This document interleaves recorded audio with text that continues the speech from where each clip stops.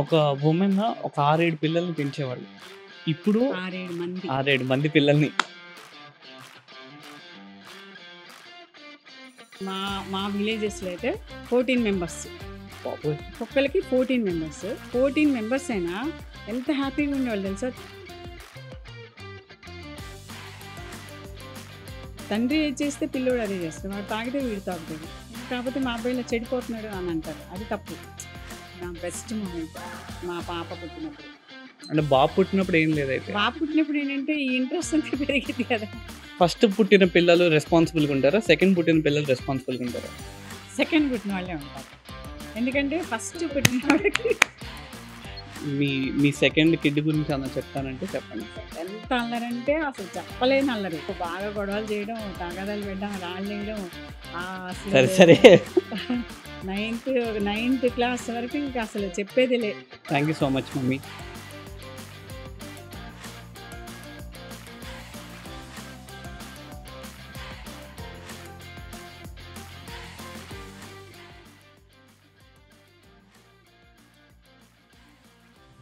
నమస్కారం రామసీత గారు. Welcome to Intax podcast. So firstly happy women's day అండి. Thank you. సో మేము ఈ పాడ్కాస్ట్ ఉమెన్స్ డే అప్పుడు చేద్దాం అనుకున్నప్పుడు ఎవరినైనా మంచి యాక్టివిస్ట్ని కానీ సోషల్ యాక్టివిస్ట్ని కానీ తీసుకొద్దాం అనుకున్నాం. కానీ ఒక సాదా సీదా హౌస్ వైఫ్ వచ్చి మాట్లాడితే దాని ఇంపాక్ట్ కానీ వాళ్ళ ఎక్స్పీరియన్సెస్ కానీ ఇంకా వేరుగా ఉంటాయి అనిపించి మిమ్మల్ని తీసుకురావడం జరిగింది. మీరు ఒక international table tennis player, along with that దాంతోపాటుగా ఒక ఏషియన్ గేమ్స్ ఆడి అక్కడి నుంచి మరి ఇందిరాగాంధీ గారి దగ్గరికి వెళ్ళి మెడల్ తీసుకొని ఆ తర్వాత అంత పీక్ కెరియర్ టైంలో కూడా ఒక హౌస్ వైఫ్గా మీరు వచ్చిన మీ జర్నీ మీరు చెప్పండి. Thank you Sandeep. నా జర్నీ, నేను ఒక విలేజ్లో పుట్టి పెరిగాను. నా బర్న్ అండ్ బర్త్ అంతా అక్కడే జరిగింది. మా ఫాదర్ ఒక ఫార్మరు. అంత కంబైన్ ఫ్యామిలీ అట్లా ఉండే. తర్వాత ఇంకా ఎలా నాకు చదువుకోవాలని ఇంట్రెస్ట్ బాగా ఉండేది. కాకపోతే మా ఫ్యామిలీలో ఇద్దరు సిస్టర్స్, ఇద్దరు బ్రదర్స్ ఉన్నా కానీ మా పెద్ద బ్రదర్ ఒక్కడే తన్ని చదివించేవాళ్ళు. అప్పుడు ఏంటంటే ఫైనాన్షియల్గా ప్రాబ్లం ఉండేది. మాది పొన్నూరు దగ్గర ఒల్లూరు అని ఒక విలేజ్ అనమాట. అప్పుడు మా పెద్ద బ్రదర్ని మేమందరం కలిసి అన్న నువ్వు ఎలా అయినా చదువుకోవాలని, నేను లాస్ట్ మా ఇంట్లో. అప్పటికి మా పెద్ద సిస్టర్స్ అందరూ కలిసి నువ్వు ఎలా అయినా చదువుకోవాలని అని చెప్పేసి తను దాచిపెట్టిమని తను బయటికి పంపించి చదివించారు. చదివించిన తర్వాత నేను ఎందుకు చదువుకోకూడదు, మా బ్రదర్ ఒక్కడే చదువుతున్నారు, వీళ్ళందరూ చదువుకోలేదు. కానీ నాకు చిన్నప్పటి నుంచి ఉండేది నేను ఎట్లయినా చదువుకోవాలి అనే అంబిషన్ ఉండేది. తర్వాత ఇంకా ఫాదరు అక్కడ ఫార్మర్, ఆ సిచ్యువేషన్ బాగోక నేను 4th క్లాస్ వరకు విలేజ్లో చదివా. 5th క్లాస్ వరకు. 6th క్లాస్కి గుంటూరు వచ్చేసాం. గుంటూరు వచ్చేసిన తర్వాత ఫాదర్ నన్ను స్కూల్లో నేను ఎలా అయినా చదువుకోవాలి నాన్న, నన్ను ఒక మంచి స్కూల్లో చదివింటే అక్కడ అన్ని గవర్నమెంట్ స్కూల్స్ కదా. అంటే మరి ఆ రోజుల్లో ఈ ప్రైవేట్ స్కూల్స్ తక్కువ ఉండేవి. గవర్నమెంట్ స్కూల్లో జాయిన్ అయినప్పుడు ఇంకా గవర్నమెంట్ స్కూల్లో జాయిన్ అయ్యాను. అది ఏంటంటే స్టేడియం ఎదురు మా స్కూల్ 10th క్లాస్. ఆ స్కూల్ అయ్యేప్పటికి ఇంకా సరే అంటే మాకు స్పోర్ట్స్లో కూడా అంత ఇంట్రెస్ట్ ఉండేది కాదు.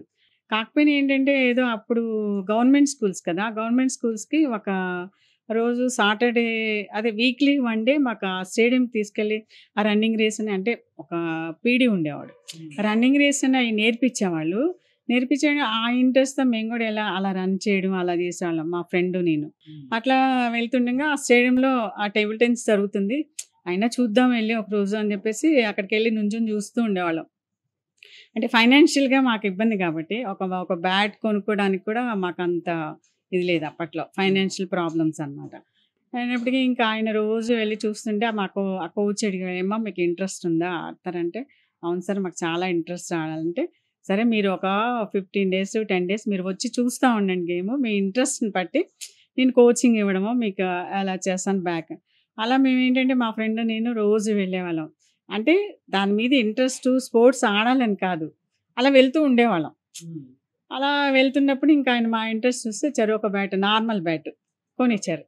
కొనిచ్చిన తర్వాత ఇంకా ఆహా ఆయన అబ్బా మనకి అంటే ఆ బ్యాటే అప్పుడు నవేడేస్ ఆ బ్యాట్ కొనాలంటే 25,000. అప్పుడు బ్యాట్లో 100 రూపీస్ పెట్టి బ్యాట్ కొనిచ్చేవాడు మాకు. కొనిచ్చినప్పుడు కూడా మేము ఎంత హ్యాపీగా ఫీల్ అయ్యామంటే అబ్బా మాకు బ్యాట్ కొనిచ్చారు సార్ అని. ఆ బ్యాట్ తీసుకుని ఇంకా ఆయనేమో ఫీల్ అవుతారేమో మనం రోజు వెళ్ళాలని చెప్పేసి రెగ్యులర్గా ఆఫ్టర్ 5:30 6:30 మేము స్టేడియంకి వెళ్ళిపోయేవాళ్ళం. వెళ్ళిపోయి ఇంకా ఆయన కోచింగ్ ఇచ్చేదాకా అలాగే ఉండి, ఆ బాల్ ప్లేయర్స్ ఆడుతుండేవాళ్ళు కదా! ఆ బాల్ అందించడం అలా తీసుకెళ్తే, ఆయన మా ఇంట్రెస్ట్ కొద్దీ కోచింగ్ ఇవ్వడం మొదలెట్టారు. సో, అలా మేము కంటిన్యూ చేసాము. Intermediate first year intermediate government women's college Guntur. అక్కడ జాయిన్ అయిన తర్వాత సీనియర్ ఇంటర్‌కొచ్చేసాము. సీనియర్ ఇంటర్‌లో అయిన తర్వాత ఫస్ట్ ఇంటర్ కాలేజ్‌కి సెలెక్ట్ అయ్యాం. టీమ్ సెలెక్ట్ అయిన తర్వాత ఆ థ్రిల్లింగు మేము ఇంటర్నేషనల్ లెవెల్ ఆడినా గానీ లేదు. ఎందుకంటే అసలు అమ్మో! మనం సెలెక్ట్ అయ్యాము ఇంటర్ కాలేజిట్‌కి. అబ్బా! ఎంత బావుందని చెప్పేసి ఒక టీము. నా ఫ్రెండ్ నేను కాక ఇంకొక అమ్మాయికి కూడా 4 మెంబర్స్ టీమ్. ఇంకొక అమ్మాయికి కూడా నేర్పించాం అలాగా. కొంచెం బ్యాట్ పట్టుకుంటే టీమ్‌లో ఉంటది కదా! ఎవరు? ఇంకొక కాలేజ్‌లో ఉండేది సరళ ఓకే. అని ఒక అమ్మాయి. ఓకే. ఆ అమ్మాయికి నేర్పించి ఇంకా అట్లా ఒక టీము సెలెక్ట్ చేసిన మా పీడీ పిలిచి, "అమ్మ మీరు ఇంటర్ కాలేజ్ సెలెక్ట్ అయ్యారు. గుంటూరు డిస్ట్రిక్ట్ తరఫున మీరు మెరిస్టెల్లా కాలేజ్ విజయవాడ. మెరిస్టెల్లా కాలేజ్‌లో 3 డేస్ ఉండాలి మీరు. వెళ్ళాలని" అబ్బా! ఎంత ఎక్సైటింగ్‌గా ఫీల్ అయ్యామంటే, అబ్బా! ఏదో నేషనల్ లెవెల్ అసలు అలా పార్టిసిపేట్ చేసినట్టు. మేము ఆ ఇంట్లో చెప్పి మేము ఇలా సెలెక్ట్ అయ్యాము. డిస్ట్రిక్ట్ సెలక్షన్స్‌కి అని చెప్పేసి వెళ్ళి ఒక 3 డేస్ ఏంటో అంటారు కదా! ఇవన్నీ ఇంట్లో చేసే చక్కరాలు ఇవన్నీ పెట్టుకొని ఏదో మేము లాంగ్ టూర్‌కెళ్తున్నట్టు పెట్టుకొని అన్నీ ఒక డబ్బాల్లో పెట్టుకొని వెళ్ళామనమాట. 3 డేస్ అక్కడున్నాం. సో, మ్యాచ్ గెలిచాం. ఆహ్, విన్నాం. ఇంటర్ కాలేజియేట్ విన్నర్స్ మేమయ్యాం. అదే ఇంకా తర్వాత ఇంక వెనక్కి తిరిగి చూసుకోలే. అలా అలా ఇంటర్ కాలేజియేట్ ఆడడం, స్టేట్ ఆడడం, స్టేడియంకెళ్ళడం, కోచింగ్ క్యాంప్‌లు, స్టేడియంకి అసలలా ఇంక వెనక్కి తిరిగి చూసుకోలేదు. ఈ ఇదిలో ఏంటంటే ఫాదర్ కొంచెం ఫార్మరు, ఆయన విలేజ్ మనస్తత్వం గదా! ఆ స్పోర్ట్స్ ఏంటి మీకు అని ఎప్పుడూ డిస్కరేజే. ఓకే. ఇంట్లో ఎప్పుడూ డిస్కరేజే. ఒక ఒక విజయవాడ వెళ్ళటానికి కూడా డిస్కరేజే నాకు. ఇట్లా విజయవాడ వెళ్ళాలంటే వద్దు నువ్వు వెళ్ళడానికి లేదు. ఎప్పుడు ఫైట్ చేసి వెళ్ళేదాన్ని. లేదు నువ్వు వెళ్ళాల్సిందే. ఎలాగోటో చెప్పి కానీ మా ఫ్రెండ్‌కేమో బాగా ఎంకరేజ్‌మెంట్. వాళ్ళ ఫాదర్ ఏమో అసలు వెళ్ళిపో అనేవాళ్ళు ముందే. అన్నిటికి వెళ్ళమనేవాళ్ళు. నాకేమో డిస్కరేజ్. ఎప్పుడు వద్దు వద్దు అమ్మాయిలు అలా వెళ్ళకూడదు. చదవడమే కష్టము. ఇంకా స్పోర్ట్స్ ఫీల్డ్ ఏంటి వెళ్ళకూడదు అనేవాళ్ళు. కాకపోతే తను చదువుకున్నారు కాబట్టి వెళ్ళని అనేవాళ్ళు. ఇంక అట్లా ఆ హోప్‌తో వెళ్ళేదాన్ని. వెళ్ళిన తర్వాత మళ్ళీ వచ్చిన తర్వాత మళ్ళీ కొంచెం తిట్టేవాళ్ళు. ఎందుకు అట్లా వెళ్ళావని. అగైన్ మళ్ళీ అలా అన్నా గాని నేను కోచింగ్‌కెళ్ళడం, చేయడం ఎప్పుడు అదే జరుగుతుండే లాస్ట్ వరకు. అట్లా ఆ స్పోర్ట్స్ జర్నీ అలా అయింది. ఇంకా అట్లా జరుగుతూ ఉండేది. ఇంకా అట్లా ఫాదర్ ఎప్పుడు డిసాటిస్ఫాక్షన్ అంటే అంత లెవెల్‌లో పెరిగినా గాని వెళ్తున్నావు. ఇలా 20 డేస్ ఒక్కొక్కసారికి మేము కోచింగ్ క్యాంప్ హైదరాబాద్ వెళ్ళినప్పుడు 20 డేస్, 15 డేస్ ఉండాల్సొచ్చేది. ఓకే. ఢిల్లీ నేషన్స్‌కెళ్ళినప్పుడు అప్పుడు ఒక 20 డేస్ అట్లా ఉండాల్సొచ్చేది కోచింగ్ క్యాంప్ నేషన్స్‌కి. ఓకే. అప్పుడు ఫ్రీ ఏషియాడ్ అని జరిగిద్ది. ఏషియాడ్ ఫైనల్స్ జరిగేటప్పుడు అప్పుడు చాలా స్టేడియాలు కట్టారు. ఏషియాడ్ జరిగేటప్పుడు ఫ్రీ ఏషియాడ్ జరిగిద్ది. ఎక్కడ జరిగింది? ఢిల్లీలో జరిగింది. ఓకే. ఉమెన్స్ ఇయర్ అని జరిగేది. కానీ ఇప్పుడు లేదది. మా అప్పుడు ఉండేది. ఎవ్రీ ఇయర్ ఏ ఇయర్? అది 79, 80 1979. అట్లా ఇట్లా ఉండేది. ఉమెన్స్ ఇయర్ అని జరిగేది. అంటే ఆల్ గేమ్స్ జరిగాయి. అప్పుడు ఏషియాడ్ అని అన్ని స్టేడియాలు కూడా కట్టారు బాగా. ఓకే. ఆ ఫ్రీ ఏషియాడ్‌కెళ్ళినప్పుడు మాకు టీమ్ ఉండేది. Hyderabad state Usha. PT Usha number 1 state player అతను. సావిత్రి, నేను, కృష్ణవేణి నలుగురం టీమ్ వెళ్ళాం ఉమెన్స్ ఇయర్‌కి. అప్పుడు మెడల్ కొట్టాం. గోల్డ్ మెడల్ కొట్టాం అప్పుడు. Women's year free ఏషియాడ్. కట్టినప్పుడు అప్పుడు మమ్మల్ని ఇందిరాగాంధీ దగ్గరికి తీసుకెళ్లారు. తీసుకెళ్ళి ఆవిడ దగ్గర ఫోటో దిగడం, ఆవిడ అప్రిషియేట్ చేయడం. అది మాత్రం ఎప్పుడు లైఫ్‌లో మర్చిపోలేము. అంటే ఆవిడ దగ్గరికి వెళ్తామని అసలు మేము ఒక విలేజ్ గర్ల్ వెళ్తామని ఎవరు అనుకోరు కదా! వెళ్ళాం. చాలా ఫీల్ అయ్యాము. అప్పుడు మాత్రం మా డ్యాడీ, మా నాన్నగారు చాలా హ్యాపీగా ఫీల్ అయ్యారు. అమ్మో! మా అమ్మాయి ఇందిరాగాంధీ దగ్గరికెళ్ళి అబ్బా! అప్పుడు మా ఫాదర్ కళ్ళల్లో సంతోషం ఇప్పటికి మరవలేను. చాలా హ్యాపీగా ఫీల్ అయ్యారు. మిగతా అందరూ హ్యాపీగానే ఫీల్ అవుతారు. అది నా జర్నీ అలా స్టార్ట్ అయింది. తర్వాత ఇంట్లో ఎంత డిసాటిస్ఫాక్షన్ ఉన్నా నేను మాత్రం ఫైట్ చేసి ప్రతి స్పోర్ట్స్‌కి వెళ్ళేదాన్ని. చదువప్పుడు కూడా ఇంటర్మీడియేట్ చాలు అయిపోయింది. ఇంకెందుకు మ్యారేజ్ చేయాలి. డిగ్రీ ఎందుకమ్మా నీకు మన సిస్టర్స్ ఎవరు చదవలేదు ఏంటి అంటే ప్రతిదానికి ఏంటంటే కొంచెం పెద్ద బ్రదర్ చదువుకున్నారు కాబట్టి ఆయనతో చెప్పి కొంచెం బాగా సపోర్ట్ చేశారు. చదువుకొని వాళ్ళ అమ్మాయిలు చదువుకుంటున్నారు. అట్లా నాన్న అలాగే అంటారులే నువ్వు చదువుకో పర్లేదు నేను ఇచ్చేస్తాను. అంటే ఆ రోజుల్లో లేదు పెద్ద ఫ్యామిలీస్ ఫైనాన్షియల్ ప్రాబ్లమ్స్ ఒక ఫీజు కట్టాలన్నా మిగతా ఇంట్లో మెంబర్స్‌ని డీల్ చేయాలన్నా కష్టమైపోయింది.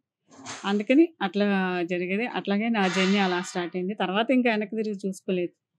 మ్యారేజ్ అయ్యాక కూడా నేను ఎంఏ ఎంఏ మ్యారేజ్ అయ్యాకే చదివా.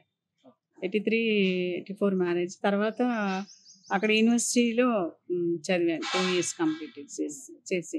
ఆ తర్వాత మ్యారేజ్ అయ్యాక కూడా నేను మామూలుగా ఈ గుంటూరు డిస్ట్రిక్ట్ అలా ఆడేదాన్ని. అంటే ఎంకరేజ్‌మెంట్‌గా. ఆఫ్టర్ మ్యారేజ్ కూడా కొన్నాళ్ళు ఆడాను. నాకు కూడా స్పోర్ట్స్ కోటాలో జాబ్ ఇంట్రెస్ట్ ఉండేది. జాయిన్ అవుదాం అనుకుని కూడా మా హస్బెండ్ కూడా ఆయన కూడా జిమ్నాస్టిక్స్ ప్లేయరు. నేషనల్ పార్టిసిపేట్ చేసి ఎన్ఐఎస్ చేశారు జిమ్నాస్టిక్స్‌లో. కానీ అప్పటికి తనకి పంజాబ్‌లో కోచ్‌గా జాయిన్ అయ్యారు. జాయిన్ అయిన తర్వాత మళ్ళీ అంత అంత దూరంలో ఒక మ్యారేజ్ అయిన తర్వాత ఒక 30,000కి ఒక ఫ్యామిలీ లీడ్ చేయాలంటే కష్టం అని చెప్పేసి ఇంకా వాళ్ళ బ్రదర్స్ ఉన్నారు, వదిలే వచ్చేసేయి గుంటూరు వచ్చేస్తే ఏమన్నా జాబ్ చూసుకోవడమా లేకపోతే బిజినెస్ చూసుకోవడం అని అన్నారు. ఇంకా అందుకని ఆయన గుంటూరు వచ్చేసిన తర్వాత బిజినెస్‌లో జాయిన్ అయ్యారు. ఒక హస్బెండ్‌కి ఒక వైఫ్‌గా సపోర్ట్ చేయాలి అనంటే ఒక వైఫ్ చాలా సపోర్ట్ చేయాలి. ఇంకా ఆయన బిజినెస్‌లో జాయిన్ అయిన తర్వాత ఒక వుమెన్‌గా నా సపోర్ట్ అనేది చాలా అవసరం అని చెప్పేసి నేను కూడా అంటే స్పోర్ట్స్ అనేది గుంటూరులో ఆడుతూనే ఉండేవాళ్ళం. కానీ తనకి సపోర్ట్ చేయడానికి ఇంక తను బిజినెస్‌లో జాయిన్ అయ్యారు. సపోర్ట్ చేయడం. బిజినెస్ ఒక 10 ఇయర్స్ చాలా కష్టమైపోయింది. ఫైనాన్షియల్‌గా గానీ, మేము చేసిన స్ట్రగుల్స్ చాలా చాలా ప్రాబ్లమ్స్ ఫేస్ చేశాము. చాలా ప్రాబ్లమ్స్ ఫేస్ చేసినప్పుడు కూడా మా హస్బెండ్ వాళ్ళ బ్రదరు చాలా సపోర్ట్ చేశారు మాకు. చాలా మేము ఫైనాన్షియల్‌గా ఎదిగేదాకా ఆయన చాలా సపోర్ట్ చేశారు. చేసిన తర్వాత ఇంకా మేము ఇంకా ఈ 10 ఇయర్స్ తర్వాత మా హస్బెండ్ వెనక్కి తిరిగి చూసుకోలేదు. అది బికాస్ ఆఫ్ ఎందుకు అనంటే ఇప్పుడు ఒక వుమెన్‌గా ఎంత స్ట్రగుల్స్ ఫ్యామిలీని ఫేస్ చేయాలంటే చాలా స్ట్రగుల్స్ ఉంటాయి. అయ్యో! మ్యారేజ్ అయిన కొత్తలో మనం హస్బెండ్‌తో అలా బయటికెళ్ళాలి, ఇలా బయటికెళ్ళాలని ఉంటుంది. కానీ వెళ్ళలేని పరిస్థితి అప్పుడు. ఫైనాన్షియల్‌గా ప్రాబ్లము. తను మార్నింగ్ ఎళ్తే ఎప్పుడో మిడ్‌నైట్ వచ్చేసేవాళ్ళు. తెల్లవారుజామున 4:00 మార్నింగ్ 7:00కెళ్తే తెల్లవారుజామున 4:00 అలా వచ్చేవాళ్ళు. కానీ ఎన్ని ఫేస్ చేయాలంటే ఒక వుమెన్‌కి ఎంత ఈ చాలా ఇదుండాలనమాట. అంటే మనం అది కాన్ఫిడెంట్‌గా మన హస్బెండ్‌కి మనం సపోర్ట్ చేయాలి. తనకి మనం ఇదిగా ఉండాలి అంటే మనం చాలా అన్నిటిని సప్రెస్ చేసుకొని సపోర్ట్ చేయాలి. సపోర్ట్ చేస్తే ఏంటంటే హస్బెండ్ అనేవాడు పైకొస్తారు. నౌ ఏ డేస్ అది కొంచెం కరువైంది. ఎందుకంటే హ్మ్. స్ట్రెస్ ఫీల్ అవుతున్నారు పిల్లలు కూడా. ఏంటంటే ఇద్దరు జాబ్స్ చేస్తున్నారు. దానివల్ల అంటే అసలు వీటన్నిటికి కారణం న్యూక్లియర్ ఫ్యామిలీసే. కంబైన్డ్ ఫ్యామిలీస్ ఉన్నప్పుడు ఏంటంటే బాగుండేది. ఇప్పుడు 10 మంది మా ఇంట్లో అప్పుడు మేము మ్యారేజ్ అయిన కొత్తలో డైలీ ఒక 15 మెంబర్స్ ఉండేవాళ్ళు. 15 మెంబర్స్ ఉన్నా కానీ వచ్చిన ఇన్‌కమ్ తక్కువైనా ఆ 10 మందికి పెట్టిన వాటిలో ఉన్న తృప్తి మనం ఒక కోట్లు సంపాదించిన వాటిలో కూడా ఉండదు. ఏంటంటే అప్పుడు అంత ఫైనాన్షియల్ ప్రాబ్లమ్స్ ఉన్నా గానీ ఒక 10 మంది తిన్నప్పుడు చాలా హ్యాపీగా ఫీల్ అయ్యేవాళ్ళు ఇంట్లో. ఒక స్ట్రెస్ ఉండేది కాదు. మనకేమన్నా ప్రాబ్లమ్ వచ్చినా ఇంట్లో పెద్దవాళ్ళు ఉండేవాళ్ళు. వాళ్ళేమనేవాళ్ళు, ఏంటిరా ఇదేం ప్రాబ్లమ్‌రా నీకు ఇదేంటమ్మా ప్రాబ్లమ్? దానివల్ల నువ్వేం ఫీల్ అవ్వకూడదు.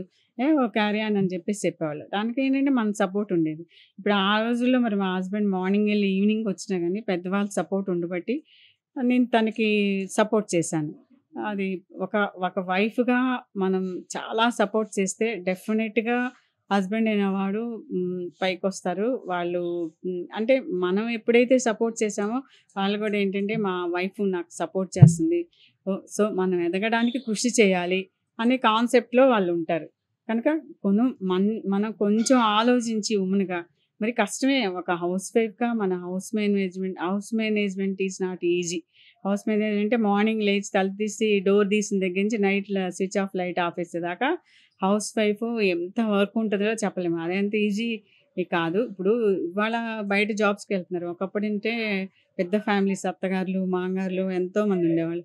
వాళ్ళందరికీ సహజంగా మా మదర్ ఉండేది. మా మదరు అంటే ప్రాక్టికల్‌గా నేర్చుకోవడమే. ఇప్పుడు మా మదర్ ఏం చదువుకోలేదు. చదువుకోకపోయినా ఆవిడ ఇంట్లో వర్క్ చేసేది. అందరికీ వర్క్ చేస్తూ ఇంట్లో ఉండేది. ఆమె నుంచి నేను ప్రాక్టికల్‌గా నేర్చుకున్నా అంతే. తనేం చెప్పేది కాదు. మా మదరు చదువుకోకపోయినా గానీ ఇంతవరకు చదువుకోకుండా ప్రతి వుమెన్‌కి చాలా తెలివుంటది.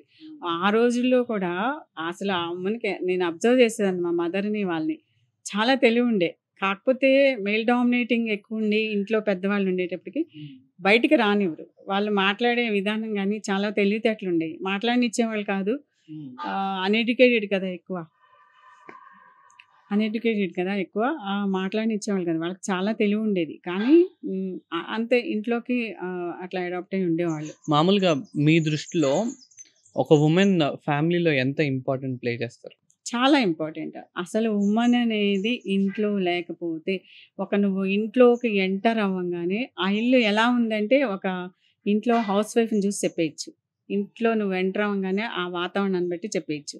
ఎట్లా అంటే హౌస్ మేనేజ్‌మెంట్ కానీ, పిల్లల్ని పెంచే విధానం కానీ, హస్బెండ్‌కి ఇచ్చే ఇది కానీ, ఇంట్లో వాల్యూస్ కానీ, అన్నీ హౌస్ హౌస్ వైఫ్ వల్లే వస్తాయి. ఆ హౌస్ వైఫ్ మేనేజ్‌మెంట్ విధానం వల్ల. చాలా ఉంటది హౌస్ వైఫ్ మేనేజ్‌మెంట్. అంత ఈజీ అయితే కాదు. హౌస్ మేనేజ్‌మెంట్ కూడా ఇంట్రెస్ట్‌తో చేయాలి. ఇప్పుడు మనం ఉన్నాము. కొంతమందికి జాబ్ ఇంట్రెస్ట్. నాకు జాబ్ లేకపోయినా ఇంట్రెస్టే. నాకు హౌస్ మేనేజ్‌మెంట్ ఇష్టం. నాకు హౌస్ నీట్‌గా పెట్టుకోవడం, ఇంట్లో అరేంజ్ చేసుకోవడం అంతా హస్బెండ్‌కి ఇష్టం. నా ఫ్యామిలీ నాకిష్టం. నా ఫ్యామిలీ, పిల్లలకి నేను బాగా చేసుకోవాలనేది నాకిష్టం. అందుకేంటంటే హౌస్ వైఫ్‌గా కూడా చాలా రోల్ ప్లే చేయాలి. ఇప్పుడు ఇంట్లో ఆహ్, మన స్ట్రెస్ ఉంటుంది. హౌస్ వైఫ్ చాలా స్ట్రెస్ ఉంటుంది. హస్బెండ్ మాట్లాడినప్పుడు హస్బెండ్‌తో ఓహ్! ఓహ్! మామూలుగా మాట్లాడాలి. పిల్లలకి చెప్పాలి మళ్ళీ. పిల్లలు మాట్లాడినప్పుడు ఓకేరా ఇలా, ఇలా అని చెప్పాలి. కానీ హౌస్ వైఫ్‌కి ఎంత స్ట్రెస్ ఉన్నా మనం నవ్వుతూ చెప్తామే, అదెంత కష్టమో హౌస్ వైఫ్‌కి. చాలా కష్టం. అది మేనేజ్ మేనేజ్ చేయడం చాలా కష్టం. అలా చేసి కొన్న వాళ్ళకి ఎక్స్‌పీరియన్స్‌తో ఏంటంటే మనం నవ్వుతూ ఓకే. ఇదేముందిలే. కష్టాలనేవి ప్రతి వాళ్ళకొస్తాయి. కష్టాలు లేని జీవితం ఉండదు. ఇప్పుడు ఒక కష్టం ఎప్పుడు సుఖపడుతూ ఉన్నామనుకో, కష్టం వచ్చినప్పుడు అమ్మో! ఇంత సుఖపడ్డాం, ఈ కష్టాన్ని ఎలా ఫేస్ చేయాలా అనుకుంటాం. కానీ కష్టాన్ని గూడా సుఖం ఎలా ఫేస్ చేసామో, కష్టాన్ని గూడా అలా ఫేస్ చేయాలి. అలా ఫేస్ చేస్తే ఈజీగుంటది. ఒక సుఖం ఉన్నప్పుడు ఒక కష్టం ఉంటది. ఒక కష్టం ఉన్నప్పుడు ఒక సుఖం ఉంటుంది. అలా మేనేజ్ చేసేదే హౌస్ వైఫ్.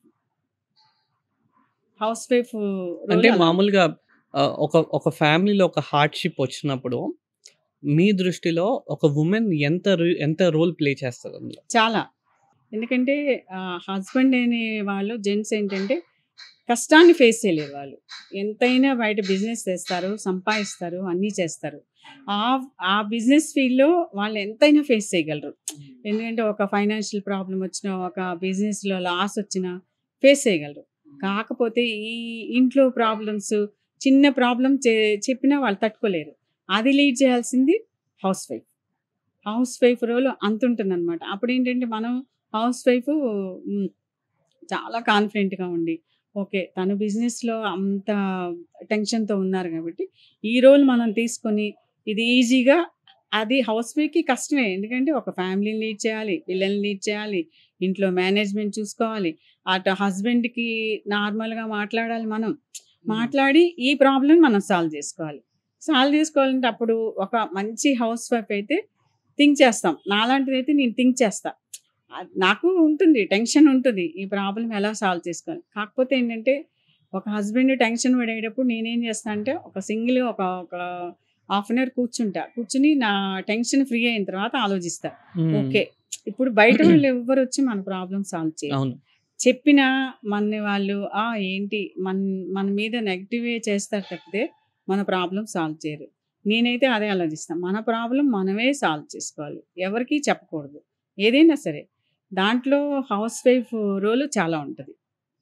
అట్లా నేనే సాల్వ్ చేసుకునేదాన్ని చాలా. ఎందుకంటే తను బయట బిజినెస్‌లో చాలా బిజీగా ఉంటారు. అట్లా చాలా ప్రాబ్లమ్స్ వచ్చిన తర్వాత కూడా వెంటనే నేను చెప్పను. వాళ్ళు బయట నుంచి వస్తారు. చాలా టెన్షన్‌తో ఉంటారు. కొంచెం రిలాక్స్ అయ్యి వాటర్ తాగిన తర్వాత ఒక హాఫ్ అన్ అవర్ కూర్చున్న తర్వాత ఇది అండి ప్రాబ్లమ్. ఇది. ఇలా ఇలా వచ్చింది అని కొంచెం డిస్కస్ చేసుకొని మీరేం టెన్షన్ పడొద్దు. ఎలా సాల్వ్ చేసుకోవాలో మాట్లాడుకుందాము అని చేసేదాన్ని. అది అసలు హౌస్ వైఫ్ రోల్ చాలా ఉంటది ఇంట్లో. ఆ హౌస్ వైఫ్ అనేది కాన్ఫిడెంట్‌గా లేకుండా డెసిషన్స్ రాంగ్ తీసుకుంటే మాత్రం ఆ ఫ్యామిలీ అనేది ముందుకెళ్ళదు. హస్బెండ్ రోల్ ఏంటంటే బయట ఉంటుంది ఎక్కువ. ఎక్కువ డిపెండ్స్ హస్బెండ్ గూడా వైఫ్ మీదే డిపెండ్ అవుతారు గ్యారంటీగా. తను చెప్పేది వింటారు. ఇప్పుడు ఆ హౌస్ వైఫ్ అనేది కరెక్ట్‌గా ఉండాలి. తను చెప్పేది వింటారనమాట. రైటా, రాంగు ఆయన బిజీగా ఉంటారు కదా! మనం ఏంటంటే తను మేనేజ్ చేస్తుంది కదా ఇంట్లో. ఇంట్లో మేనేజ్ చేసిన తనకి రైట్, రాంగ్ తెలుసు కదా! సో, మనకి తను చెప్పినప్పుడు ఓకే. నీకెలా ఉంటే అలా. నువ్వు డెసిషన్ తీసేసుకో. కొన్ని వాళ్ళు తీసుకున్నప్పుడు మనమే తీసుకోవాలి. మీ ఒపీనియన్‌లో ఒక ఆడపిల్లకి పేరెంట్స్ సపోర్ట్ ఎంత ఇంపార్టెంట్? చాలా ఉంటుంది. చాలా సపోర్టు ఇప్పుడు పేరెంట్స్ ప్రతి పేరెంట్ గూడా ఆడపిల్లకి బాగా సపోర్ట్ చేయబట్టే ఇలా చదువుకుంటున్నారు. మరి ఇతర దేశాలకెళ్తున్నారు, జాబ్ చేస్తున్నారు. ఒకప్పుడు ఉండేది కాదు. ఒకప్పుడు కష్టం. ఇప్పుడు మా టైంలో ఏంటంటే ఆడపిల్లకి అసలు సపోర్ట్ ఏ విషయంలోనూ లేదు.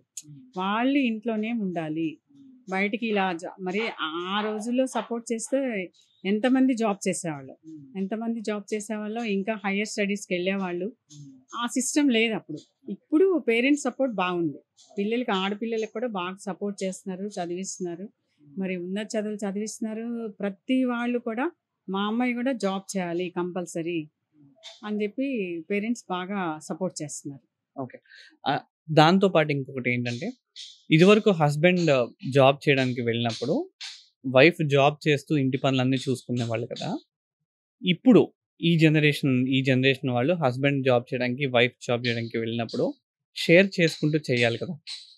షేర్ చేసుకుంటూ చేయాలి. కాకపోతే ఏంటంటే ఒకప్పుడు సెంట్రల్ గవర్నమెంట్ జాబ్స్ ఎక్కువుండేవి. గవర్నమెంట్ జాబ్స్ ఎక్కువుండేవి. గవర్నమెంట్ జాబ్స్ ఉన్నా గానీ, ఇప్పుడు మా ఫ్రెండ్సే చాలామంది గవర్నమెంట్ జాబ్స్‌లో ఉన్నారు. అయినా కానీ ఎప్పుడు ఇంత డిస్టర్బెన్సెస్ హస్బెండ్ అండ్ వైఫ్‌లో ఎప్పుడూ వచ్చేవి కాదు. మరి తను వేరే మార్నింగ్ లేచేవాళ్ళు. తను వచ్చేటప్పటికి హస్బెండ్ అన్నీ ఎవరి ముందొస్తే వాళ్ళు అలా రెడీ చేసేవాళ్ళు, చేసుకునేవాళ్ళు. పెద్ద ప్రాబ్లమ్స్ అయితే వచ్చేవి కాదు. మరి ట్రాన్స్‌ఫర్స్ అయ్యి హస్బెండ్ అండ్ వేరే చోట ఎన్ని రోజులు ఉండాల్సొచ్చేది. ఇయర్‌లు. అయినా ఉండండి. నౌవేడేస్ ఎందుకయిందంటే ఇద్దరు సాఫ్ట్‌వేర్ జాబ్స్ అయిపోయినాయి. Nuclear families first. అది అప్పుడేంటంటే ఫ్యామిలీస్ అత్తగారు వాళ్ళ ఇంట్లో ఉండేవాళ్ళు. ఉండి వచ్చేప్పటికి సపోర్ట్ చేయడం, అంతా హెల్ప్ చేసేవాళ్ళు. ఇవాళ పిల్లలు కూడా ఇష్టపడట్లేదుగా. పెద్దవాళ్ళు ఉండడానికి ఎక్కువ ఇష్టపడట్ల. మెయిన్ ప్రాబ్లమ్ అది. ఎప్పుడైతే న్యూక్లియర్ ఫ్యామిలీస్ అయిపోయినాయో, ఈ పిల్లలు మరి ఇప్పుడు వాళ్ళిద్దరూ సాఫ్ట్‌వేర్ జాబ్స్‌కెళ్ళినప్పుడు ఉంటేనే కదా వాళ్ళకి సపోర్ట్. ఇంటికొచ్చేప్పుడు హ్యాపీగా ఒక అత్తగారు, అమ్మగారు ఉన్నారనుకో, వాళ్ళు హ్యాపీగా వండి పెడతారు, చేస్తారు ఏదైనా. దానివల్ల ఇబ్బంది ఉండదు. కాకపోతే వీళ్ళెందుకు బాగా స్ట్రెస్ ఫీల్ అవుతున్నారు ఎందుకంటే, కమ్యూనికేషన్ డిఫరెన్స్ హస్బెండ్ అండ్ వైఫ్‌కి. ఈగో వచ్చేసింది. నేను సంపాదిస్తున్నా, నువ్వు సంపాదిస్తున్నావు.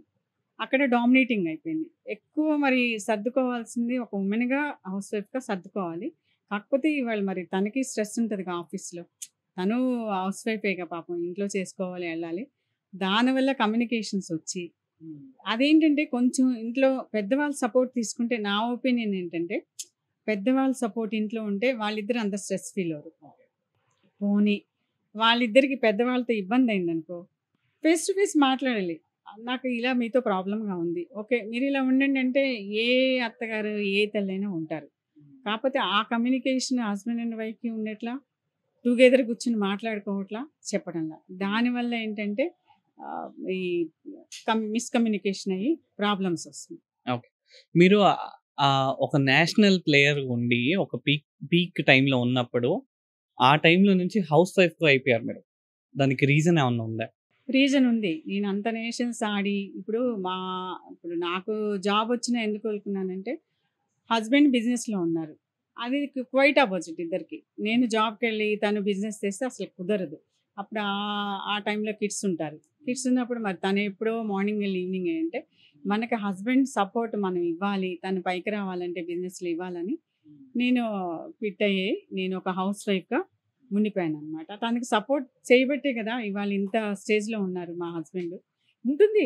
ఏ వైఫ్‌కైనా ఒక ఫస్ట్ మ్యారేజ్ అయినా కిడ్సు, పిల్లలు, ఫ్యామిలీ అడ్జస్ట్‌మెంటు.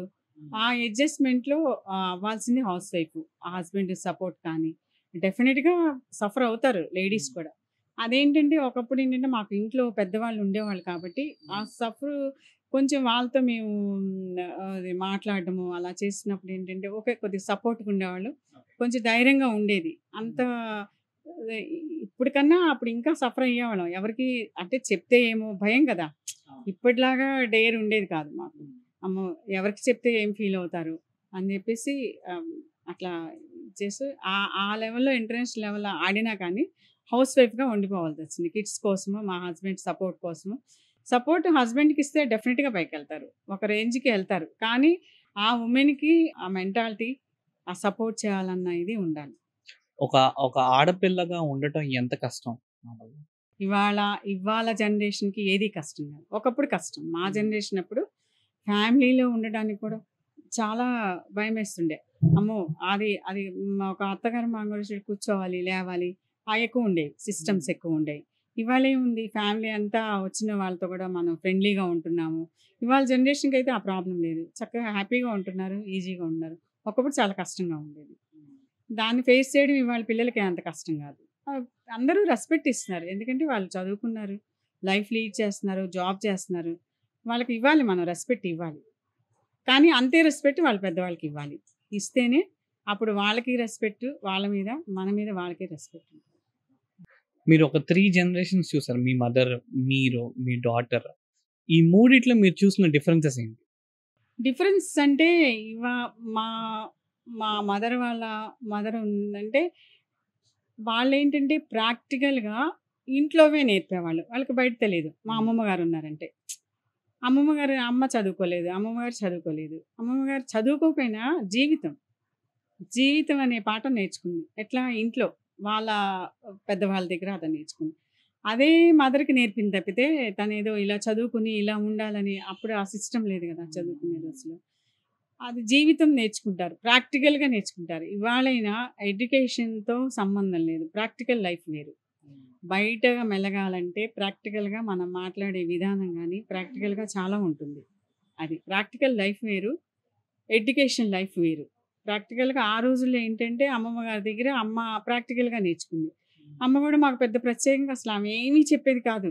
ఇలా ఉండాలని, అలా ఉండాలని గాని ఎప్పుడూ ఆవిడ జీవితం అంతా భయపడుతూనే ఉండేది ఇంట్లో. నాన్నకి ఇంట్లో అత్తగారులు వాళ్ళకి పాపం మార్నింగ్ లేసి 7కి లేస్తే నైట్ వరకు భయపడుతూనే వాళ్ళ దగ్గర కూర్చోవడానికి అలా ఉండేవి రోజులు. అయన్నీ అబ్జర్వ్ చేస్తూ పెరిగాం మేము. ప్రాక్టికల్ జీవితం అప్పటికి ఇప్పటికి చాలా తేడా ఉంది. ఇప్పుడు అమ్మ తర్వాత నాదుంది నుంచి నేను కొంచెం ఫార్వర్డ్. అప్పటిలాగా ఇప్పుడు మన పిల్లలు ఉండరు కాబట్టి నేను ఫార్వర్డ్. నాకన్నా ఇప్పుడు జనరేషన్ మా అమ్మాయి ఇంకా ఫార్వర్డ్. ఉండాలి. జనరేషన్ తగ్గట్టు ఫార్వర్డ్‌గా మారాలి. ఇప్పుడేంటంటే ఇప్పుడు మా పిల్లలకి అనుగుణంగా నేనుంటాను. అంటే ఏమన్నా వచ్చినా ఇలా కాదు ఇలా అని చెప్తుంటాను. వాళ్ళకి అనుగుణంగా ఇవాళ జనరేషన్‌కి ఏంటంటే ఇంకా అవి కూడా అసలు ఎవరు చెప్పక్కర్లేదు వాళ్ళకి. యంగ్ జనరేషన్‌కి. కాకపోతే వాళ్ళు ప్రాక్టికల్ లైఫ్ తెలుసుకోవాలి. అది. ప్రాక్టికల్ లైఫ్ ఎక్కువ ఇంట్లో వాళ్ళని చూసి అబ్జర్వ్ చేయడం అయి నేర్చుకోవాలి ఎక్కువ వాళ్ళు. జనరేషన్ గ్యాప్ చాలండి. ఇప్పుడు జనరేషన్ ఇంకా గ్యాప్. మా పిల్లల జనరేషన్. మరి అలాంటప్పుడు మీ జనరేషన్ తర్వాత నుంచి నెక్స్ట్ జనరేషన్స్, ఆపై జనరేషన్స్‌లో ఈ డిస్ప్యూట్స్ రావటము, డైవోర్సెస్ ఎక్కువ అవటము. దాని మీద మీ ఒపీనియన్ ఏంటి? డైవోర్సెస్ అంటే అసల ఇద్దరు హస్బెండ్ అండ్ వైఫ్ మధ్య అండర్‌స్టాండింగ్ ఉండట్ల. ఎందుకు ఉండట్లేదంటే అక్కడేంటి న్యూక్లియర్ ఫ్యామిలీస్. ఇంట్లో పెద్దవాళ్ళు ఉండట్ల. ఇద్దరూ టైర్డ్ అయిపోయి వస్తారు ఇంటికి. వచ్చినప్పుడు ఒక పెద్దవాళ్ళు ఇంట్లో ఉండి వాళ్ళొచ్చేప్పటికి అన్నీ అరేంజ్ చేసి సాఫ్ట్‌గా కూర్చొని ఎక్కడ మాట్లాడుకుంటున్నారు ఇద్దరు హస్బెండ్ అండ్ వైఫ్. వచ్చిన దగ్గర నుంచి హరీ బరీ ఎవరెవరి ల్యాప్‌టాప్‌లు వాళ్ళయి. కూర్చొని మాట్లాడుకోవడం లేదు. తన రూమ్‌లో తను, ఈయన రూమ్‌లో మేము. ఇప్పుడు తను హస్బెండు రిలాక్స్ అవ్వడానికి లేదు. వైఫ్ తన్నే అనటానికి లేదు. ఆవిడ స్ట్రెస్ ఫీల్ అయ్యి బయట మరి జాబ్ చేసి వస్తుంది కదా! ఇద్దరిని అనటానికి లేదు. ఈ విషయంలో మరి వైఫ్‌గా తను కొంచెం సపోర్ట్ చేయాలి హస్బెండ్‌కి. వాళ్ళేమంటున్నారు పిల్లలు, మేము జాబ్ చేసి వస్తున్నాం గదా! మాకు రిలాక్సేషన్ ఎట్లా ఉంటుంది? మేము సపోర్ట్ చేయాలా? అక్కడ కమ్యూనికేషన్ తేడా వస్తుంది. ఇద్దరి మధ్య అండర్‌స్టాండింగ్ ఉండట్ల. పెద్దవాళ్ళు ఉండడానికి ఇష్టపడట్ల. పెద్దవాళ్ళు ఉండడానికి ఎప్పుడైతే పెద్దవాళ్ళు ఎవరైనా ఎందుకు ఇవాళ పిల్లలుని అగైనిస్ట్‌గా ఎళ్ళే పెద్దవాళ్ళు నాకు తెలిసి ఎవ్వరు లేరు ఈ జనరేషన్‌లో. ఇంట్లో ఉన్నా మాత్రం వాళ్ళకే హ్యాపీ. ఎందుకంటే ఏదో వచ్చి ఒక 5 మినిట్స్ వాళ్ళతో మాట్లాడి, వాళ్ళు తీసుకొచ్చింది ఏ తల్లైనా ఆఫీస్ నుంచి వస్తున్నారంటే చక్కగా రెడీ చేసి పెట్టిద్ది. బాబు, కోడలు వస్తున్నారు అని రెడీ చేసి పెట్టి, చక్కగా పెట్టినప్పుడు మీరు రిలాక్స్ అవుతారు. మీ హస్బెండ్ అండ్ వైఫ్ మధ్య డిస్ప్యూట్స్ రావు.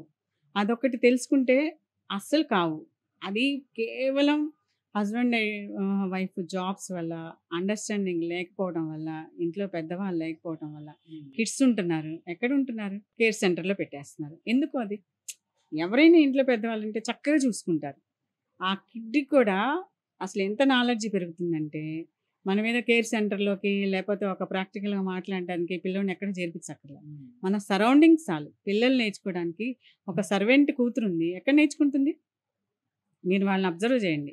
సర్వెంట్ వాళ్ళ అమ్మాయిని అబ్జర్వ్ చేయండి. వాళ్ళకున్న తెలివే మన పిల్లలకి లేదు. వాళ్ళు వాళ్ళ మదర్‌ని చూసి ఎన్ని నేర్చుకుంటారు. మనమేం చేస్తున్నాం, ఒక మాట, ఒక ఏదైనా నేర్చుకోవడానికి పంపించేస్తున్నాం బయటికి. 10 మంది పిల్లలతో కలిపి మాట్లాడిచ్చింది.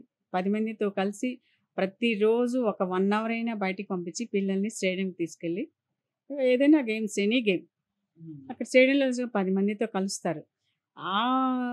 ఆ మెంటాలిటీ పిల్లకి చాలా బావుంటది. దానివల్ల డైవర్స్ ఎక్కువవుతుంది. ఎందుకంటే అండర్‌స్టాండింగ్ లేక. నువ్వెంతంటే నువ్వెంత అనుకుంటే అది ఫ్యామిలీ కాదు. కిడ్స్ పుట్టాక ఎంతమంది వాళ్ళు లోన్‌లీగా ఫీల్ అవుతున్నారు డైవర్స్ అయ్యి. కొన్నాళ్ళకి నువ్వు లోన్‌లీగా కూర్చొని ఆలోచిస్తే ఉపయోగం ఏముంది? ఎనక తరిగిపోయిన కాలం రాదు కదా! అయ్యో!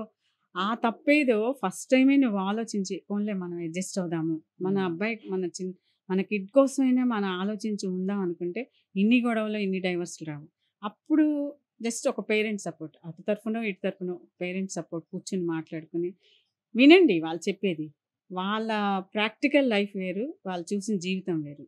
వాళ్ళ నవ్వే డేస్ జనరేషన్‌కి గ్యాప్ వస్తుంది. అందుకే అది మాత్రం ఒకళ్ళు తెలుసుకోవాలి బాగా. చిల్డ్రన్‌కి డెవలప్‌మెంట్ ఏదైతే ఉందో వాళ్ళ పిల్లలు నలుగురితో కలిపి మాట్లాడినప్పుడు వస్తుందని. మీ దృష్టిలో న్యూక్లియర్ ఫ్యామిలీస్‌లో పెరిగిన పిల్లలు కానీ, జాయింట్ ఫ్యామిలీస్‌లో పెరిగిన పిల్లలు కానీ డిఫరెన్స్ ఏంటి? డెఫినిట్‌గా డిఫరెన్స్ చాలా ఉంటుంది. ఎందుకంటే న్యూక్లియర్ ఫ్యామిలీస్ ఇద్దరు ఎంప్లాయీస్ బయటికెళ్ళిపోతారు. వాడేం చూస్తున్నాడు ఇవాళ? సెల్ పెట్టుకుంటున్నాడు, లేకపోతే ల్యాప్‌టాప్ పెట్టుకుంటున్నాడు, టీవీ. దానివల్ల ఏంటి? ఇప్పుడు ఎదిగే కొద్దీ ఇప్పుడు ఒక టైం వచ్చాక పెద్దయిన తర్వాత జాబ్ చేసేప్పుడు ఒక ల్యాప్‌టాప్ చూసినా, ఒక యూట్యూబ్ చూసినా నాలెడ్జ్ వస్తది. కిడ్స్‌కి ఏమొస్తుంది? ఆ టైంలో వీళ్ళు బయటికెళ్ళినప్పుడు కిడ్‌కి కంబైన్డ్ ఫ్యామిలీస్ ఉన్నాయనుకో, చక్కగా ఒక అమ్మమ్మ, తాతయ్య కూర్చుంటారు. వాళ్ళు కథలు చెప్తారు. ఆ కథల వల్ల ఎంత నీతి ఉంటుందో. వాడు పెద్దయ్యాక అయి ఆలోచించుకొని అబ్బా! ఆ రోజుల్లో నేను ఇది అసలు న్యూక్లియర్ ఫ్యామిలీస్ పిల్లలకి, కంబైన్డ్ ఫ్యామిలీ పిల్లలకి చాలా డిఫరెన్స్ ఉంది. వాడు వేరే బయటికెళ్ళినా గానీ, ఒక 10 మందికి రెస్పెక్ట్ ఇస్తాడు. ఓహో! మా ఇంట్లో పెద్దవాళ్ళకి నేను ఇలా రెస్పెక్ట్ అలా పెరిగిన పిల్లలకి మామూలుగా న్యూక్లియర్ పిల్లలు బయటికెళ్ళినప్పుడు కూడా చాలా డిఫరెన్స్ వస్తుంది. విడిగా వాడు పెరిగిన వాతావరణం ఏంది ఎవరు చెప్తారు వాడికి? ఇలా పలానా వాడికి నువ్వు రెస్పెక్ట్ ఇవ్వని ఎవరు చెప్పరు కదా! ఇప్పుడు అలా కంబైన్డ్ ఫ్యామిలీలో పెరిగిన పిల్లలు చూస్తారు. మా మదరు, ఫాదరు, మా నాన్నగారికి వాళ్ళ ఫాదర్‌కి ఎలా రెస్పెక్ట్ ఇస్తున్నాడు? వీడు అన్నీ అబ్జర్వ్ చేస్తారు కదా! సో, మనం కూడా రేపు పెద్దయిన తర్వాత ఇలా రెస్పెక్ట్ ఇవ్వాలి. న్యూక్లియర్ ఫ్యామిలీస్‌లో వాడు ఏం నేర్చుకుంటాడు? ఎవరున్నారని నేర్చుకుంటాడు. ఆ యూట్యూబ్‌కి, ల్యాప్‌టాప్‌కి, టీవీకి అంకితం తప్పితే వాడికేమీ తెలీదు. సో, ఈ డిఫరెన్స్ చాలా ఉంది. దానివల్ల ఉన్న ఉపయోగాలు ఇలా సింగిల్‌గా ఉన్న అసలు చాలా తక్కువ. సో, దీంతో పాటు నాకున్న ఇంకొక క్వెషన్ ఏంటంటే, ఇదివరకు వుమెన్ 6, 7 మంది పిల్లల్ని పెంచేవాళ్ళు. ఇప్పుడున్న నెక్స్ట్ జనరేషన్ వాళ్ళు ఒకళ్ళు ఆర్ ఇద్దరు ఉన్నారు. ఆ తర్వాత జనరేషన్ అసలు ఉంటదో లేదో కూడా నాకు తెలీదు. దీని మీద మీ ఒపీనియన్ ఏంటి? ఒపీనియన్ అంటే యంగ్ జనరేషన్ ఆలోచన లేక. కిడ్స్ లేకపోతే ఎట్లా? రేపు వీడొక్కడే ఒక కోట్లు సంపాదించుకుంటాడు. ల్యాప్‌టాప్ ఒక 40 ఇయర్స్ వస్తాయి. 50 ఇయర్స్ వస్తాయి. 40 ఇయర్స్ బ్రహ్మాండంగా ఎంజాయ్ చేస్తారు. క్లబ్బులు, పబ్బులు, ఇబ్బులని బ్రహ్మాండంగా చేస్తారు.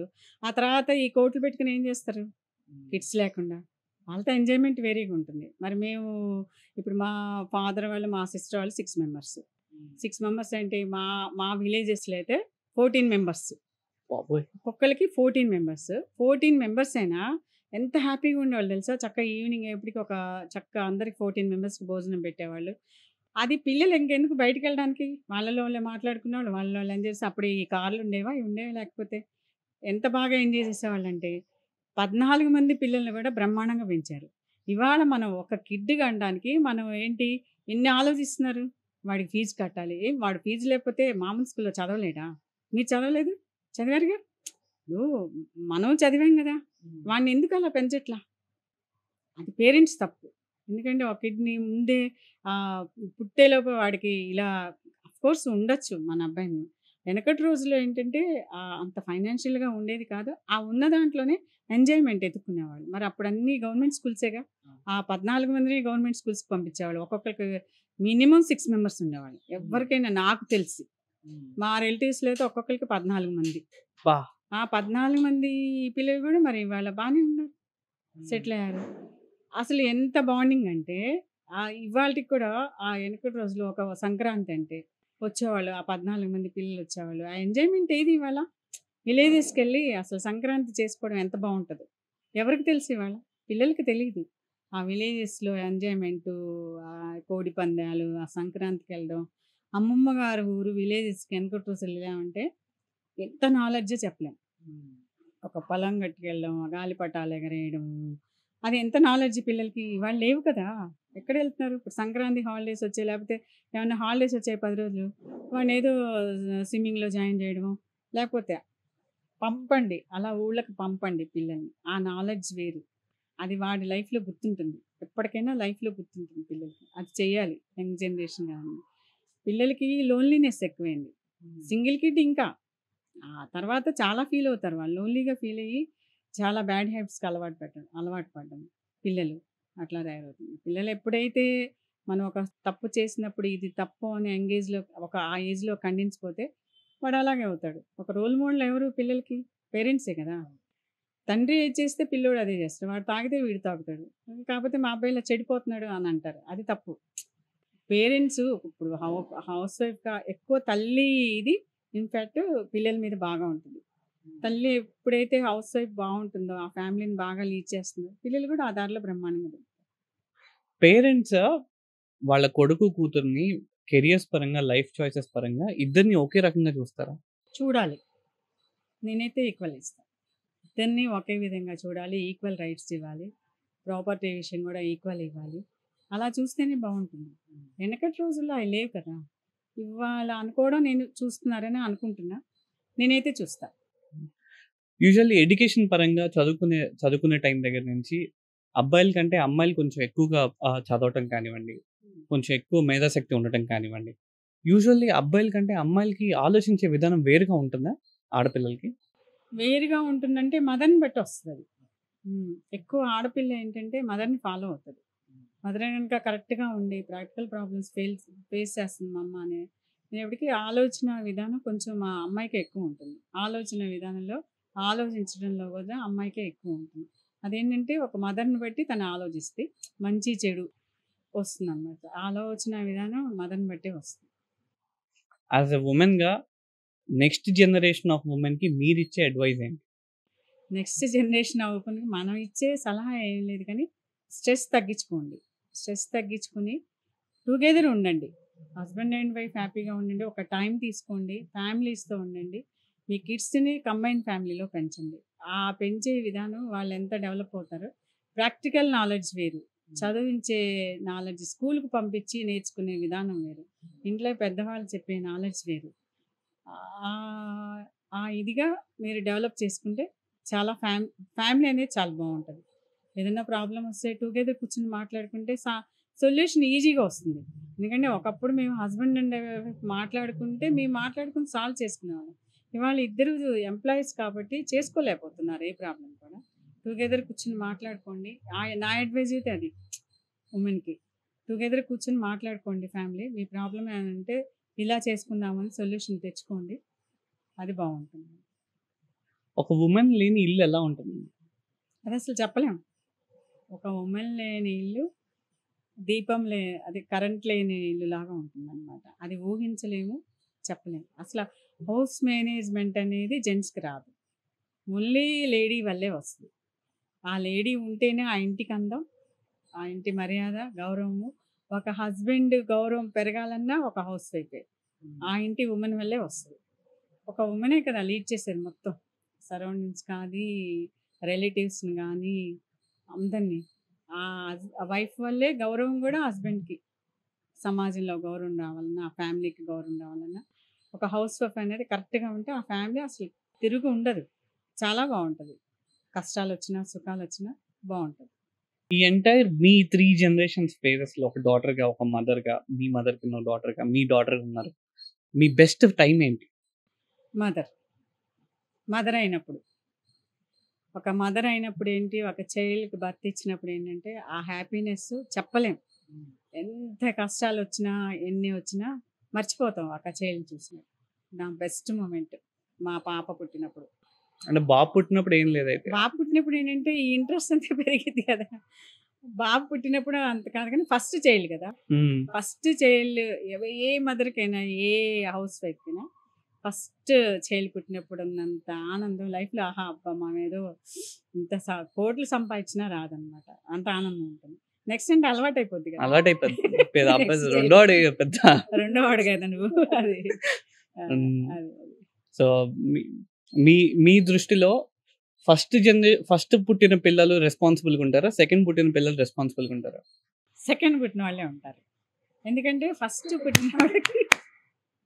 ఫస్ట్ పుట్టినోళ్ళని చాలా గారాబంగా పెంచుతాం. అబ్బో! అబ్బో! బర్త్ అసలు మనకి ప్రపంచం అంతా వాళ్ళతోనే ఉంటుంది. ఆహా! ఈ పాప మీదే ఉంటుంది. ఉన్నప్పుడంటే కొంచెం బాగా గారాబంగా పెంచుతాము. వాళ్ళు కొంచెం కొద్దిగా లేజీగా తయారవుతారని నా ఒపీనియన్. సెకండ్ వాళ్ళేంటంటే, అబ్బా! వీళ్ళని పెంచాం గదా! వీడిని ఎట్లైనా ఇష్టం వచ్చినట్టు పెంచాలని అంటే బానే పెంచుతాము. ఇంత ఇది కాదు. రెస్పాన్సిబిలిటీ అనేది సెకండ్ వాడికొచ్చినంత ఫస్ట్ వాడికి రాదు. నా ఒపీనియన్ మరి. అందరూ మరి అలా. మరి చాలా మంది ఫస్ట్‌తోనే ఆగిపోతున్నారు కదా! Next generation. నేను చెప్పింది అదే గదా! ఆగిపోవడం అంటే అది జనరేషను. అసలు వద్దనుకుంటున్నారు ఇవాళ. ఇన్‌స్టాగ్రామ్‌లో పెడుతున్నారు గదా! నో కిడ్స్ అని. అది చాలా రాంగ్ అది. కోట్లు సంపాదించకుండా ఏం చేస్తావు? 50 ఏళ్ళొచ్చాక ఆ డబ్బులు పెట్టుకొని కూర్చుంటే ఎవడు పలకరించే నాథుడు ఉండడు. నీ దగ్గరికొచ్చే మీ ఫ్రెండ్స్ ఉండరు. ఈ యంగ్ జనరేషన్ మాత్రం చాలా గుర్తుంచుకోండి. సంపాదించుకుంటున్నారు మీరు. లైఫ్ కరెక్ట్ టైంలో లీడ్ చేయండి. చక్కగా మ్యారేజ్ చేసుకోండి. పిల్లల్ని ఇవాళ గవర్నమెంట్ కూడా పిల్లల్ని వెంటనే కనండి అని చెప్పింది. ఆ పిల్లలు మీకు అసలు వాళ్ళతో స్ట్రెస్ తగ్గిపోతుంది మీకు. ఇది మీరు సంపాదించుకున్నంత సంపాదించుకోండి. ఇద్దరు పిల్లలు ఉండాలి మరి. వాళ్ళు చాలామంది వన్ కిడ్డే అంటున్నారు. వాళ్ళేమంటే మా తరంలోనే మా ఫ్రెండ్ ఒక అబ్బాయిని కంటే వాళ్ళ బాబు తర్వాత నాకు చాలా గుర్తు. వాళ్ళ బాబు పెద్ద ఒక 5 ఇయర్స్ వచ్చాక అంటే చాలా ఫాస్ట్. వాడేమడిగాడు, "నేను చాలా లోన్‌లీగా ఫీల్ అవుతున్నాను మమ్మీ. నాకు ఇంకొక చెల్లి కావాల్సినంటే" మళ్ళీ తన రీకన్సిలియేషన్ ఆపరేషన్ చేసుకొని ఒక పాపని కనింది. బాబు కోసం. ఇవాళ మరి పిల్లలు చాలా పెద్దయ్యాక లోన్‌లీ ఫీల్ అవుతారు డెఫినిట్‌గా. ఇప్పుడు నీకు మీ సిస్టర్ ఉంది కదా! సపోజ్ మాకు సిస్టర్స్ ఉంటే షేర్ చేసుకుంటాం. అలాగే మీరు కూడా ఏంటంటే వాళ్ళకి కావాలిగా షేర్ చేసుకుని ఎవరుంటారు? మీ ఇద్దరు ఎంప్లాయీస్ పిల్లలు బయటికెళ్ళిపోతారు. వాళ్ళు ఎవరితో షేర్ చేసుకుంటారు? ఫ్రెండ్స్ ఉండరు. పెద్దవాళ్ళు ఉండరు. ఎవరితో? చాలా లోన్లీగా ఫీల్ అయ్యి, చాలా సప్రెస్ అయ్యి అందుకే మెంటల్‌గా డిస్టర్బ్ అయిపోతున్నారు పిల్లలు కూడా. 10 ఇయర్స్, 15 ఇయర్స్ వచ్చేటికి వాళ్ళు చాలా డిస్టర్బ్ అయిపోతున్నారు. అడుగుతున్నారు కావాలని ఇప్పుడు. అది మాత్రం నేను నోటీస్ చేశా. అది మీరు ఆలోచించుకోవాలి యంగ్ జనరేషన్ అది. మీ మీ సెకండ్ కిడ్ గురించి ఏమన్నా చెప్తానంటే చెప్పండి. మా సెకండ్ కిడ్ జీనియస్. సెకండ్ కిడ్‌కి నేనైతే వాడికి నేర్పడం అంటే ప్రాక్టికల్‌గా నేర్పాం వాడికి. ఇది చాలా ఇంటెలిజెంట్ ఫస్ట్ నుంచి కూడా. చూసి నేర్చుకునేవాడు. ఏంటంటే వాళ్ళ ఫాదర్ కూడా ఏంటంటే చూసి నేర్చుకునేవాళ్ళు. మా బాబుని నేను మా సెకండ్ కిడ్‌ని ఇలా చదువుకోరా ఇలా అని కూడా నేను చెప్పలా. వాడు మేనేజ్ చేసుకునేవాడు. ఫస్ట్ 10థ్ క్లాస్ వరకు బాగా గొడవ పెట్టాడు. అబ్బో! బాగా గొడవలు చేయడం, తగాదాలు పెట్టడం, రాళ్ళేయడం అసలు సరే, సరే. నైన్త్ క్లాస్ వరకు ఇంకా అసలు చెప్పేదిలే. బాగా రోజు ఒకళ్ళ ఇంటి మీదకొచ్చేసేవాళ్ళు. ఎంత అల్లరంటే అసలు చెప్పలేని అల్లరి. అవి నిన్ను దాచిపెట్టి నేను బయటికెళ్ళేదాన్ని గొడవ పెట్టుకోవడానికి. వాడు నాతో ఉన్నాడు 10థ్ అవునా? వరకు. ఎక్కడ గ్రీన్‌వుడ్డా? గ్రీన్‌వుడ్ వీడు. ఇంటి దగ్గర. ఇంకా అసలు చూడండి రోజు ఒకడొచ్చేవాడు మాకు. రాళ్ళేసొచ్చి లోపల దూరేవాడు. ఇంక బయటికెళ్ళిపోయి నేను అమ్మ బాబు ఏం లేదులెండి మా అబ్బాయి చెల్లండి అది అలా తగాదా పెట్టుకొని వెళ్ళిపోయేవాడు నాకు. ఎంత అల్లరంటే కాపోతే ఏంటంటే అంత అల్లరి చేసిన వాళ్ళు పెద్దయ్యాక జీనియస్ అవుతారు, సైలెంట్ అవుతారు. నువ్వు ఇంటర్మీడియేట్ నుంచి సైలెంట్ అయ్యావు. 10థ్ క్లాస్ వరకు ఇబ్బందే. బాగా ఇబ్బంది పెట్టావు. తర్వాత ఏంటంటే నీకు పెద్దగా మేము చదువుకోమని కూడా ఎప్పుడు చెప్పలే. ఒక టైం అనేది నువ్వు అలవాటు చేసుకునేవాడివి. స్పోర్ట్స్ క్లాస్‌లో కూడా ఎక్కువ వినేవాడివి. Too intelligent. తర్వాత బుక్ రీడింగు, చదవడం అంతా. నీకు నీవుగా మేనేజ్‌మెంట్ ఏంటంటే అది ఫాదర్ వల్లే వచ్చింది. ఇప్పుడు ఫాదర్ అనేది మేనేజ్‌మెంట్ ఎట్లా చేసుకునేవాళ్ళు డ్యాడీ? డ్యాడీ ఫస్ట్‌లో స్టార్టింగ్ బిజినెస్ పెట్టినప్పుడు 9:30కి ఎలా వెళ్ళేవాళ్ళో 40 ఇయర్స్ బిజినెస్ తర్వాత కూడా ఇవాళ కూడా డ్యాడీ 9:30కి వెళ్ళిపోతారు. ఆ మేనేజ్‌మెంట్ అనేది నువ్వు అబ్జర్వ్ చేసి అది తెచ్చేసుకున్నావు. బావుంది. ఇవాల్టి వరకు కూడా టూ ఇంటెలిజెంట్ నువ్వు. ఇంక నీకు తిరుగులేదు. అదైతే నేను చాలా హ్యాపీగా ఫీల్ అవుతా. అది ఫస్ట్ కిడ్‌కి, సెకండ్ కిడ్‌కి ఉన్న డిఫరెన్స్. సెకండ్ కిడ్‌ని కొంచెం అవి నేర్చుకుంటాడులే అన్నీ చూసి నేర్చుకుంటాడులే అనే ఇదిలో ఉంటాను. So, thank you so much mummy. So, నాకు తెలిసి అంటే వుమెన్స్ డేకి సంబంధించి మేము చేద్దాం అనుకున్నప్పుడు నాకు నీకంటే బెటర్ పర్సన్ ఎవరు నాకు కనబడలా. Thank you. సో, ఎందుకంటే కొంతమందికి లైఫ్ ఎక్స్‌పీరియన్సెస్ ఉంటాయి. కొంతమందికి ఏంటంటే థియరిటికల్ ఎక్స్‌పీరియన్సెస్ ఉంటాయి. కొంతమందికి ఎడ్యుకేషన్ లెవెల్ ఎక్స్‌పీరియన్స్ ఉంటాయి. కానీ ఒక హౌస్ వైఫ్‌కి ఉండే ఎక్స్‌పీరియన్స్ మిగతా వాళ్ళకి ఉండదు. యాక్చువల్లీ వాస్తవంగా చెప్పాలంటే. ఇదే ప్లేస్‌లో ఏ హౌస్ వైఫ్‌ని కూర్చోబెట్టినా ఇంకొక డిఫరెంట్ పర్స్పెక్టివ్స్ వచ్చేవేమో. కానీ నేను చిన్నప్పటి నుంచి చూస్తున్నాను కాబట్టి, నీ పర్స్పెక్టివ్ ఒక వుమెన్‌గా ఉండటం ఎంత కష్టమో, ఒక వుమెన్ లేకపోతే ఇల్లు గడవదు అనేది చాలా మందికి తెలియాలి అని చెప్పేదాని కోసమే ఈ పాడ్‌కాస్ట్ నేను పెట్టాను. But thank you so much once again for coming to the podcast. నువ్వేమన్నా చెప్దాం అనుకుంటే చెప్పు. పెద్ద కొడుకు, చిన్న కొడుకు గురించి చెప్దాం అనుకుంటే చెప్పు. మా చిన్న కొడుకు చాలా మళ్ళీ ఇంటెలిజెంట్. చెప్పు కావాలంటే రికార్డ్ చేసుకుంటాం. ఈ పాడ్‌కాస్ట్ చేయడం నాకు చాలా అందులో అసలు మా అబ్బాయితో నేను ఇలా చేయడం నేను ఎక్స్‌పెక్ట్ చేయలేదు. లైఫ్‌లో ఒక పెద్ద నాకొక మూమెంట్ అనమాట. మర్చిపోలేని మూమెంట్ ఇది. చాలా హ్యాపీగా ఉంది. నేను బయట వాళ్ళ దగ్గర కూర్చొని ఇంత ఇదిగా చేయలేను గదా! ఫ్రీగా చేయలేను. అయినా నన్నెవరు అంటే ఇంటర్వ్యూ అంటే నీకు ఆ థాట్ రావడం, ఐడియా రావడం నన్ను చేయడం నాకు చాలా హ్యాపీగా ఉంది. ఈ మూమెంట్ నేనెప్పుడు మర్చిపోలేను థాంక్ యూ. లైఫ్‌లో. Thank you so much. Thank you so much for coming to the podcast once again. Thank you. Thank you.